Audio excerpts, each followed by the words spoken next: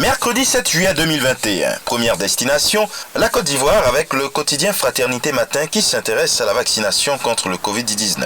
En informant ses lecteurs qu'Afrek Simbak promet 7,8 millions de doses à la Côte d'Ivoire. Et juste en dessous de ce titre, au sujet du retour de Laurent Gbagbo, Simone Gbagbo, son épouse, aurait dit « Je dis infiniment merci au président Ouattara ». Une sortie que ne s'est pas privé de mentionner le jour plus. Retour de Laurent Gbagbo, Simone et Yves dit « Le retour de Gbagbo est aussi le fruit de l'accord d'Alassane Ouattara ». Décidément, on parlera de la même chose avec le nouveau réveil. Grand message politique hier, Simone Gbagbo dit que le divorce n'entame pas sa position politique au FPI.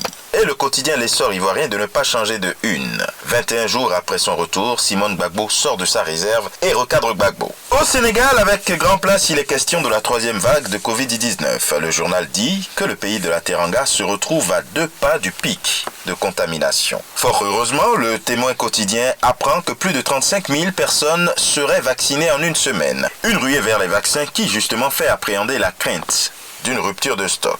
L'As titre, Macky alerte sur le Covid et Adoub Moustapha Diop. En manchette du Sud Quotidien, il est question de l'examen du nouveau code électoral. En session extraordinaire ce jeudi, Macky réquisitionne l'Assemblée nationale. Lit-on. Rétablissement des droits civils et politiques de Karim et Khalifa. L'info estime que Macky serait entre deux feux. Au Bénin à présent, le matinal s'intéresse aux exportations frauduleuses de produits vivriers, en proposant les sanctions encourues par les contrevenants.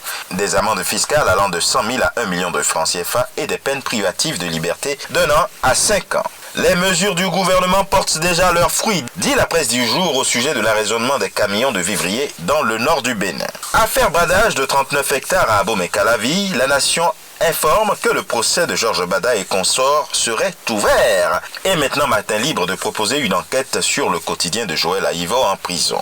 Au Burkina Faso, le quotidien L'Information pour tous offre sa une à Saïbou Kouanda, président de l'alternative de veille citoyenne des acteurs économiques. Et il dit, et le journal cite, « Nous ne pouvons pas cautionner qu'on paye des voitures de fonction à près de 96 millions de francs CFA. » Au Togo, tension sociale en manchette de Liberté, grève à Diamond Cement, Togo.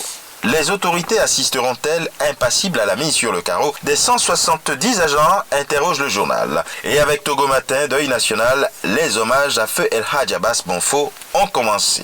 Au Cameroun, le sujet s'intéresse au projet de loi budget 2022, en disant que Motazé mise sur 5 649,7 milliards de francs CFA.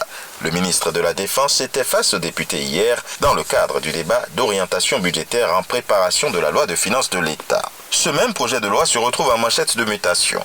Lecture expliquée, écrit celui-ci. Lutte contre le Covid-19, 200 000 personnes à vacciner en 5 jours. C'est ce qu'apprend le quotidien Éco-Santé pendant que le jour évoque une discorde, celle relative aux travaux au musée national. Si l'honorable Joshua aussi estime qu'il participe à la dénaturalisation de ce haut lieu de mémoire, le ministre des Arts et de la Culture, Ismaël Bidon, parle plutôt d'entretien. Cameroun Tribune revient sur la vaccination contre le Covid-19 en parlant de coup d'accélérateur. Et maintenant, direction le Gabon avec le quotidien L'Union. Patron de boîte de nuit à l'ombre, lit-on. Les suites de la rafle opérée le week-end des 25 et 26 juin dans les lieux de divertissement à Port-Gentil par les gendarmes de la Légion Ouest. 2 patrons de discothèques viennent d'être placés en détention à la prison du Château pour non-respect des restrictions liées au Covid-19 et mise en danger de la vie d'autrui. Et enfin, atterrissage du côté du royaume chérifien avec le quotidien Le Matin. Il y est question du lancement du projet de fabrication de mise en seringue du vaccin anti-Covid-19 ainsi que d'autres vaccins. Et le journal de se réjouir de ce que le Maroc serait entré dans le cercle fermé des producteurs du vaccin anti-Covid grâce au leadership de Sa Majesté le roi Mohamed VI. Et ce sera tout pour aujourd'hui. Mais encore, prudence, vigilance et surtout, n'oubliez pas les gestes barrières. À demain.